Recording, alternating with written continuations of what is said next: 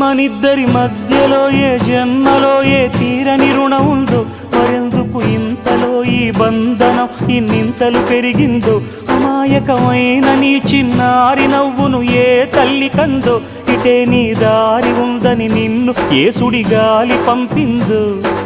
పాపం పుణ్యం దేవుడికెరుక, పేదకు దొరికిన బంగారు కణిక, పాలు వెన్నాలేవని అనక ప్రేమను తాగి పెరగవెసిలక.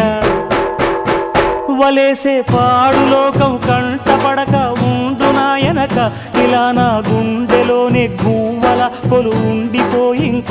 ఇటే పోస్తే ఎమున్నైనా నిలేస్తానే, మరింక ఏ కీడు నీ వంక రాలేదు.